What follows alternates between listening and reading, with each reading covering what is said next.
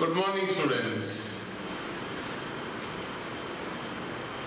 Welcome back to YouTube classes, second PUC Macroeconomics. We are in fourth chapter, Determination of Income and Employment classes ಆಗ್ತಾ ಇದೆ. So last class ಅಲ್ಲಿ ನಾವು discuss ಮಾಡಿರುವಂತದ್ದು supply side macro economics, ಅದೇ ರೀತಿ paradox of thrift ಅಲ್ವಾ, economies ಅಥವಾ ಒಂದರ್ಥದಲ್ಲಿ careful of money ಅಥವಾ ಏನು ಹೇಳುವಂಥದ್ದು. ಸೊ ಯಾವ ರೀತಿ ಸೇವಿಂಗ್ ಎನ್ನುವಂಥದ್ದು, ಸೊ ನಾವು ಜಾಸ್ತಿ ಸೇವಿಂಗ್ ಮಾಡಲಿಕ್ಕೆ ಹೊರಟೇವು ಅಂತಾದ್ರೆ ಎಕಾನಮಿಯಲ್ಲಿ ಯಾವ ರೀತಿ ಟೋಟಲ್ ಅಂದ್ರೆ ಎಕಾನಮಿಯ total saving will not increases ಅಥವಾ ಆಸ್ ಇಟ್ ಈಸ್ ಆಗಿ ಮುಂದುವರಿಯುತ್ತದೆ. ಯಾವುದೇ ಕಾರಣಕ್ಕೂ ಸೇವಿಂಗ್ ಇನ್ಕ್ರೀಸ್ ಆಗಲಿಕ್ಕೆ ಸಾಧ್ಯ ಇಲ್ಲ, ಒಂದು ಡಿಕ್ರೀಸ್ ಆಗ್ತದೆ ಅಥವಾ ಆಸ್ ಇಟ್ ಈಸ್ ಆಗ್ತದೆ ಅಥವಾ ನೋ ಚೇಂಜಸ್ ಇನ್ ಸೇವಿಂಗ್ ಆಗಬಹುದು ಎನ್ನುವಂಥದ್ದು. ಸೊ ರೀಸನ್ಗಳ ಬಗ್ಗೆ ಕೂಡ ನಾವು ಡಿಸ್ಕಸ್ ಮಾಡಿದ್ದೇವೆ, ಯಾಕೋಸ್ಕರ ಈ ರೀತಿಯ ಸಮಸ್ಯೆಗಳು ಆಗ್ತದೆ. ಸೊ ಸೇವಿಂಗ್ ನಿಮಗೆ ಏನಾಗ್ತದೆ, ಸೇವಿಂಗ್ಗಳು ಇನ್ಕ್ರೀಸ್ ಆಗಲಿಕ್ಕೆ ಸ್ಟಾರ್ಟ್ ಆದ ಕೂಡಲೇ ಕನ್ಸಂಪ್ಷನ್ ರಿಡ್ಯೂಸ್ ಆಗ್ತದೆ. ಸೊ ಕನ್ಸಂಪ್ಷನ್ ರಿಡ್ಯೂಸ್ ಆದ ಕೂಡಲೇ ಪ್ರೊಡಕ್ಷನ್ ರಿಡ್ಯೂಸ್ ಆಗ್ತದೆ, ಡಿಮಾಂಡ್ ರಿಡ್ಯೂಸ್ ಆಗ್ತದೆ, ಅಂದ್ರೆ ಅಗ್ರಿಗೇಟ್ ಡಿಮಾಂಡ್ ರಿಡ್ಯೂಸ್ ಆಗ್ತದೆ. ಆಟೋಮೆಟಿಕಲಿ ಪ್ರೊಡ್ಯೂಸರ್ಸ್ಗಳು ಎಂಪ್ಲಾಯ್ಮೆಂಟ್ ಅಪಾರ್ಚುನಿಟಿಯನ್ನು ಕೊಡುವಂಥದ್ದು ಕಡಿಮೆ ಮಾಡ್ತಾರೆ, ಸ್ಯಾಲರಿ ಕೊಡುವಂಥದ್ದು ಕಡಿಮೆ ಮಾಡ್ತಾರೆ. ಆಟೋಮೆಟಿಕ್ ಆಗಿ ಆಗ ಏನಾಗ್ತದೆ, ನಮ್ಮ consumption capacity day by day decrease ಆಗ್ತಾ ಹೋಗ್ತದೆ ಎನ್ನುವಂಥದ್ದು. ಸೊ ಇದರಿಂದಾಗಿ ಸೇವಿಂಗ್ ಮಾಡಲಿಕ್ಕೆ ಸಾಧ್ಯವೇ ಇಲ್ಲದ ಪರಿಸ್ಥಿತಿಯಲ್ಲಿ ನಿರ್ಮಾಣ ಆಗ್ತದೆ. ಸೊ ಇದರಿಂದಾಗಿ ಎಕಾನಮಿಯಲ್ಲಿ ಸೇವಿಂಗ್ ಹ್ಯಾಬಿಟ್ಸ್ಗಳು ಜಾಸ್ತಿ ಆಯಿತು, ಸೇವಿಂಗ್ ಮಾಡುವ ಪ್ರಮಾಣ ಜಾಸ್ತಿ ಆಯಿತು ಅಂತಂದ್ರೆ ಖಂಡಿತವಾಗಿಯೂ ಎಕಾನಮಿಯಲ್ಲಿ ಸೇವಿಂಗ್ ಪ್ರಮಾಣ ಜಾಸ್ತಿ ಆಗಲಿಕ್ಕೆ ಸಾಧ್ಯ ಇಲ್ಲ, ಮೊದಲಿನ ರೀತಿಯಲ್ಲಿ ಇರ್ತದೆ ಅಥವಾ ಅದಕ್ಕಿಂತ ಕಡಿಮೆ ಆಗಿರ್ತದೆ. ಸೊ ಇದನ್ನು ನಾವು ಪ್ಯಾರಾಡಾಕ್ಸ್ ಆಫ್ ಥ್ರಿಫ್ಟ್ ಅಂತ ಕರೆದಿದ್ದೇವೆ. ಸೊ ಇದರ ಬಗ್ಗೆ ಡಿಸ್ಕಸ್ ಮಾಡಿದ್ದೇವೆ ನಾವು ಲಾಸ್ಟ್ ಕ್ಲಾಸ್ ಅಲ್ಲಿ. ಸೊ ಇವತ್ತಿನ ಕ್ಲಾಸ್ ಅಲ್ಲಿ ನಾನು third chapter money and banking, so ಇದರ ಒಂದಷ್ಟು ಕ್ವಶನ್ ಮತ್ತೆ ಆನ್ಸರ್ ಅನ್ನು ಸೆಷನ್ ಅನ್ನು ಇವತ್ತು ಇಟ್ಕೊಂಡಿದ್ದೇನೆ. Third chapter question and answer ನಿಮ್ಮಲ್ಲಿ ರೆಡಿ ಇದ್ರೆ ನೀವು ನೋಡಿಕೊಳ್ಬಹುದು. ನಿಮ್ಮ ಕ್ವಶನ್ ಬ್ಯಾಂಕ್ ನಾನು ನಿಮಗೆ ವಾಟ್ಸ್ಆಪ್ ಗ್ರೂಪ್ ಅಲ್ಲಿ ಕಳಿಸಿದ್ದೇನೆ. ಸೊ ಅದನ್ನೊಮ್ಮೆ ನೋಡುವಂತ ಕೆಲಸಗಳು, ಯಾವುದಕ್ಕೆ ಯಾವ್ದಾವ್ದು ಆನ್ಸರ್, ಸೊ ಅದನ್ನೊಮ್ಮೆ ರೀಕಾಲ್ ಮಾಡುವಂತ ಕೆಲಸವನ್ನು ಮಾಡುವಂಥದ್ದು. Money and banking, second PUC macro economics chapter third, money and banking. ಅದರಲ್ಲಿ first one, choose the correct answer. Each question carries 1 mark. 4 option ಕೊಟ್ಟಿರ್ತಾರೆ ಇಲ್ಲಿ. 4 ಆಪ್ಷನ್ ಅಲ್ಲಿ ಯಾವ್ದಾದ್ರು ಒಂದು ಆಪ್ಷನ್ ಅನ್ನು ನಾವೇನು ಮಾಡಬೇಕಾಗ್ತದೆ, ಆಯ್ಕೆ ಮಾಡಬೇಕಾಗ್ತದೆ. ಸೊ ಆ ಮೂಲಕ ನಾವು ಮುಂದುವರಿಬೇಕಾಗ್ತದೆ, ಯಾವುದಕ್ಕೆ ಯಾವ್ದು ಆನ್ಸರ್ ಎನ್ನುವಂಥದ್ದು. ಸೊ ಫಸ್ಟ್ ಕ್ವಶನ್, ನೀವು ಕೂಡ ನಿಮ್ಮ ವಾಟ್ಸ್ಆಪ್ ಗ್ರೂಪ್ ಅಲ್ಲಿ ಬಂದಿರುವಂತ PDF ಫೈಲ್ ಏನಿದೆ ಕ್ವಶನ್ ಅಂಡ್ ಆನ್ಸರ್ ಅದ್ದು, ಸೊ ಅದನ್ನು ಓಪನ್ ಮಾಡಿ ಇಟ್ಕೊಳ್ಳಿ ಅಥವಾ ಅದನ್ನೊಮ್ಮೆ ಗಮನಿಸಿಕೊಳ್ಳಿ. The main function of money is point A saving, point B expenditure, point C medium of exchange, point D investment. The main function of money is saving ಸಾಧ್ಯ ಇಲ್ಲ, expenditure ಅಲ್ಲ, medium of exchange yes, investment ಅಂತ ಅಲ್ಲ. So the main function of money is medium of exchange, point C. Second one, the bank which acts as monetary authority of India. ಯಾವ bank ಅನ್ನು monetary authority of India ಅಂತ ಕರಿತೇವೆ, ಅಥವಾ monetary authority of ಇಂಡಿಯಾದ ಬ್ಯಾಂಕಿನ ಹೆಸರೇನು ಅಥವಾ monetary authority of ಇಂಡಿಯಾದ ಹೆಸರೇನು ಎನ್ನುವಂಥದ್ದು. Point A RBI, point B NABARD, point C RRB, point D IDBI. RBI point A is the correct answer. RBI ಅಂದ್ರೆ Reserve bank of India. NABARD National Bank for Agriculture and Reconstruction, regional development ಎನ್ನುವಂಥದ್ದು. RRB Regional Rural Bank. IDBI international ಅಂದ್ರೆ IDBI International Development Bank of India. Yes. Third one, the banks which are a part of the money creating system of the economy are, the banks which are a part of the money creating system of the economy are, point A banker, point B commercial bank, point C RBI, point D none of the above. The banks which are a part of the money creating system of the economy, definitely commercial bank, point B commercial bank. Next one, the rate at which RBI lends money to commercial banks against securities. ಯಾವ ಆಧಾರದಲ್ಲಿ central bank commercial ಬ್ಯಾಂಕ್ಗಳಿಗೆ ಮನಿ lend ಮಾಡ್ತದೆ ಅನ್ನುವಂಥದ್ದು, that is point A bank rate, point B repo rate, point C reserve repo rate, reverse repo rate, point D none of the above. Answer is repo rate, point B. ನೀವು ಅದನ್ನು ಗಮನಿಸಿ ನೋಡಲಿ, ನಾನು revised copy ಹಾಕಿದ್ದಲ್ಲಿ point B repo rate ಅನ್ನು point ಮಾಡಿದ್ದೇನೆ, so ನೋಡಿಕೊಳ್ಳಿ ಅದನ್ನು. Next question number 5. The important tool by which RBI influences money supply is. The important tool by which RBI influences money supply. Money supply ಅನ್ನು control ಮಾಡುವಂತ tool ಯಾವುದು RBI use ಮಾಡುವಂತದ್ದು ಅಂತ. Point A open market operation, point B closed market operation, point C money operation, point D none of the above. ಯಾವುದು answer?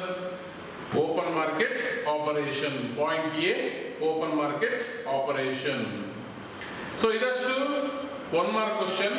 4 option ಅನ್ನು ಇಲ್ಲಿ ಕೊಡ್ತಾರೆ, ನಾವು ಅದರಲ್ಲಿ ಒಂದನ್ನು ಆಯ್ಕೆ ಮಾಡಬೇಕು ಯಾವುದು ಅಂತ. Next Roman number 2, fill in the blanks. Each question carries 1 mark. ಅಲ್ಲಿ first one, economic exchanges without the use of money are referred to as dash. ಯಾವ ಎಕಾನಮಿಯಲ್ಲಿ ಮನಿ ಯೂಸ್ ಇರುವುದಿಲ್ಲ ಆ ರೀತಿಯ ಎಕನಾಮಿಕ್ ಎಕ್ಸ್ಚೇಂಜಸ್ ಅನ್ನು ಏನು ಅಂತ ಕರೀತಾರೆ ಎನ್ನುವಂಥದ್ದು, ದಟ್ ಈಸ್ ಬಾರ್ಟರ್ ಸಿಸ್ಟಮ್. ಅಲ್ಲಿ exchanging goods for other goods, services for other goods. ಮನಿಗೆ ಅಲ್ಲಿ ಯಾವುದೇ ಗೂಡ್ಸ್ಗಳು ಎಕ್ಸ್ಚೇಂಜ್ ಆಗೋದಿಲ್ಲ. Second one, dash is the only institution which can issue currency in India.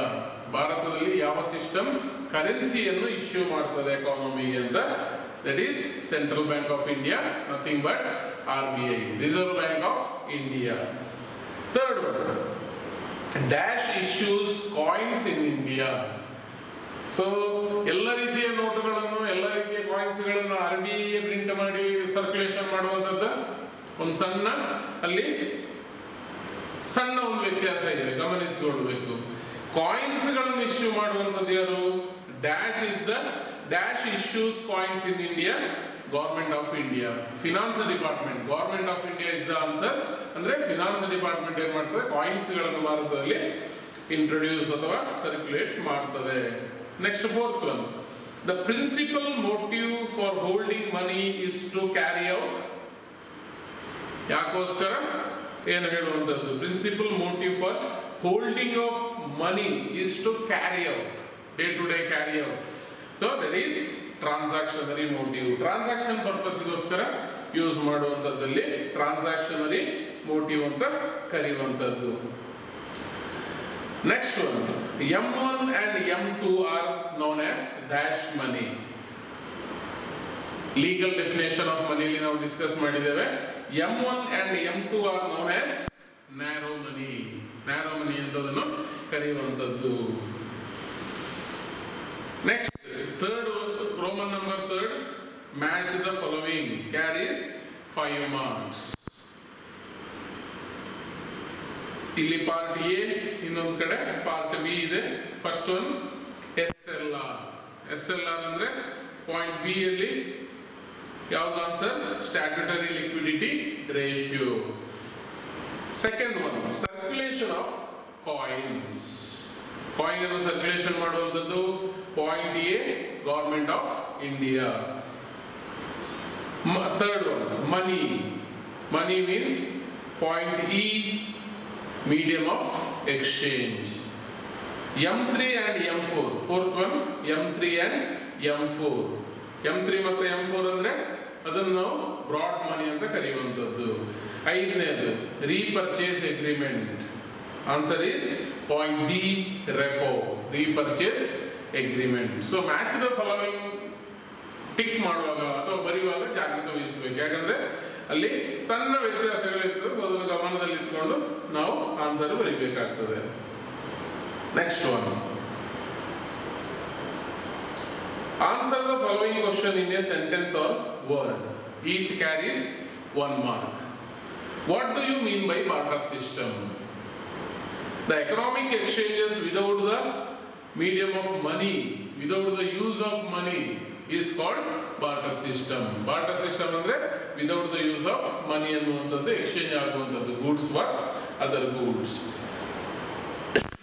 Next one, give the meaning of money.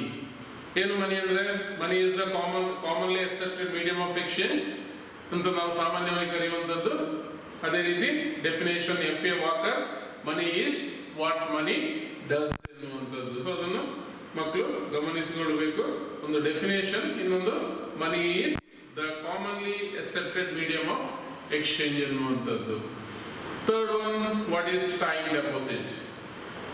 These are the deposit in which money deposited is fixed for a period of time, cannot withdrawn before stipulated time ಎನ್ನುವಂಥದ್ದು. Fixed time ಪೀರಿಯಡ್ಗೆ fixed ಏನು ಹೇಳುವಂಥದ್ದು, rate of ಇಂಟ್ರೆಸ್ಟ್ಗೆ ನಾವು ಬ್ಯಾಂಕಲ್ಲಿ deposit ಮಾಡುವಂಥದ್ದು, ಇದನ್ನು ನಾವು fixed deposit ಅಂತ ಕೂಡ ಕರೀತೇವೆ. ನಾವು ಯಾವಾಗ ಬೇಕಾದಾಗ ವಿಡ್ರಾ ಮಾಡಿಕೊಳ್ಳಿಕ್ಕೆ ಆಗೋದಿಲ್ಲ. Next one, fiat money. What is fiat money? Fiat money means currency notes and coins which are declared as legal tenders. ಯಾವೆಲ್ಲ ಕರೆನ್ಸಿ ಕಾಯಿನ್ಸ್ ಗಳನ್ನು ನೋಟುಗಳನ್ನು ಲೀಗಲ್ ಟೆಂಡರ್ ಅಂತ ಡಿಕ್ಲೇರ್ ಮಾಡಿದೆ ಗವರ್ಮೆಂಟ್ ಆಫ್ ಇಂಡಿಯಾ, ಸೊ ಅದನ್ನು ನಾವು fiat money ಅಂತ ಕರೆಯುವಂಥದ್ದು. Money is the money which does not have any intrinsic value. Intrinsic value is the value of metal or paper which is equal to face value of coin or currency note ಎನ್ನುವಂಥದ್ದು. ಅಂದರೆ intrinsic value ಮತ್ತು face value ಇಲ್ಲಿ equal ಆಗಿರಬೇಕು ಅಂತ ಇಲ್ಲ. Next one, right the meaning of high powered money. High powered money ಅಂದರೆ ಏನೆನ್ನುವಂಥದ್ದು? It is issued by RBI, held by the public or by the commercial bank, is called high powered money. Expand CRR ಯಾವುದು? 6th question, cash reserve ratio. 7th one, what is bank rate? Bank rate is the rate at which RBI gives loans to the commercial bank ಎನ್ನುವಂಥದ್ದು. So ಅದು bank rate ಬಗ್ಗೆ. ಆಮೇಲೆ 5th, Roman number 5, answer the following questions in 4 sentences. Mention the 2 functions of money. ನಾವು already ಕಲ್ತಿದ್ದೇವೆ, medium of exchange, measure of value, store of value, transfer of value, ಇದೆಲ್ಲ ಮನಿಯ ಫಂಕ್ಷನ್ಸ್ಗಳು. Give the meaning of CRR and SLR. Cash reserve ratio, statutory liquidity ratio. Statutory liquidity ratio ಅಂದ್ರೆ ಏನು? The portion of total deposit of commercial bank which it has to keep with itself. ಅದೇ cash reserve ratio ಅಂದ್ರೆ portion of the total deposit of commercial bank which has to keep with the RBI. Next one, state the credit control instrument of RBI. ಯಾವುದನ್ನೆಲ್ಲ credit control instrument ಅಂತ ಕರೆಯುವಂಥದ್ದು? 2 ರೀತಿಯದ್ದು, ಒಂದು quantitative, ಇನ್ನೊಂದು qualitative. Quantitative ಯಾವುದೆಲ್ಲ? Bank rate, open market operation, CRR, SLR ಅರ್ಧ ಏನು ಹೇಳುವಂಥದ್ದು ನಾವು ಕ್ವಾಂಟಿಟೇಟಿವ್. ಅದೇ ರೀತಿ ಕ್ವಾಲಿಟೇಟಿವ್ ಅಲ್ಲಿ credit rationing, margin requirements, moral suasion, publicity, direct control ಅಥವಾ direct action and issue of directions ಅಥವಾ directives are the qualitative credit control methods. Next one, mention the 2 motives of demand for money. ಒಂದು ಟ್ರಾನ್ಸಾಕ್ಷನರಿ motive, ಇನ್ನೊಂದು precautionary ಅಥವಾ speculative motive. 5th one, how does bank rate influences money supply? ಯಾವ ರೀತಿ bank rate ಮನಿ supply ಮೇಲೆ influence ಮಾಡ್ತದೆ ಅನ್ನುವಂಥದ್ದು. So ಯಾವ ರೀತಿ? ಚೇಂಜಿಂಗ್ ದ ರೇಟ್ ಅಂದ್ರೆ ಬ್ಯಾಂಕ್ ರೇಟ್ ಅಂದ್ರೆ ಏನು ಹೇಳಿದೆ? Rate at which RBI lends loan to the commercial bank. Rate ಜಾಸ್ತಿ ಮಾಡಿದಷ್ಟು ಲೋನ್ಗಳು ಕಾಸ್ಟ್ಲಿ ಆಗ್ತದೆ, ಆಟೋಮೆಟಿಕ್ ಆಗಿ ಸಪ್ಲೈ ಆಫ್ ಮನಿ ರಿಡ್ಯೂಸ್ ಆಗ್ತದೆ. ಬ್ಯಾಂಕ್ ರೇಟ್ ಡಿಕ್ರೀಸ್ ಮಾಡಿದಷ್ಟು ಕಮರ್ಷಿಯಲ್ ಬ್ಯಾಂಕಿಗೆ ಬರುವಂತ ಲೋನ್ ಸೆಂಟ್ರಲ್ ಬ್ಯಾಂಕ್ ಇಂದ ಚೀಪರ್ ಆಗ್ತದೆ, ಎಕಾನಮಿಲಿ ಸಪ್ಲೈ ಆಫ್ ಮನಿ ಇನ್ಕ್ರೀಸ್ ಆಗ್ತದೆ. ಸೊ ಇಷ್ಟೇ ಇರುವಂತದ್ದು ಅದರಲ್ಲಿ. What role of RBI is known as lender of last resort? RBI acts as a helping hand to commercial bank in all the financial crisis time ಅಂತ ಹೇಳ್ಬೋದು ನಾವು. Commercial bank approach RBI for assistance as a last resort. Emergency ಟೈಮಲ್ಲಿ financial crisis ಆದಾಗ ಕಡೆಯದಾಗಿ approach ಆಗುವಂಥದ್ದು RBIಗೆ. So ಅದನ್ನು ನಾವು lender of last resort ಅಂತ ಕರೆಯುವಂಥದ್ದು. Next one, briefly explain the function of money ಅಥವಾ ಏನು ಹೇಳುವಂಥದ್ದು, ಮನಿ ಫಂಕ್ಷನ್ ಬಗ್ಗೆ ಒಂದು ಕ್ವಶನ್ ಇರುವಂಥದ್ದು. ಸೊ ಅದು ಕ್ವಶನ್ ಗಮನಿಸಿಕೊಳ್ಳಿ. ಸೊ ಏನು ಹೇಳುವಂಥದ್ದು, ಮನಿ ಬೇರೆ ಬೇರೆ ರೀತಿಯ ಏನು ಹೇಳುವಂಥದ್ದು ಫಂಕ್ಷನ್ಸ್ಗಳನ್ನು ಪ್ಲೇ ಮಾಡ್ತದೆ. ಸೊ ಯಾವ ರೀತಿಯ ಫಂಕ್ಷನ್ಸ್ಗಳನ್ನೆಲ್ಲ ಪ್ಲೇ ಮಾಡ್ತದೆ ಎನ್ನುವಂಥದ್ದು ಅದು question. Actually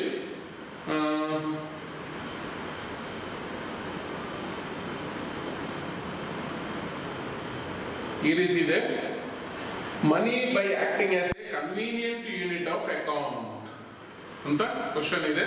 so money by acting as a convenient unit of account performs following function ಎನ್ನುವಂಥದ್ದು. ಸೊ ಯಾವುದೆಲ್ಲ ಫಂಕ್ಷನ್ಸ್ಗಳನ್ನು ಮನಿ ಕನ್ವೀನಿಯಂಟ್ ಆಫ್ ಅಕೌಂಟ್ ಆಧಾರದಲ್ಲಿ ಮಾಡ್ತದೆ ಎನ್ನುವಂಥದ್ದು.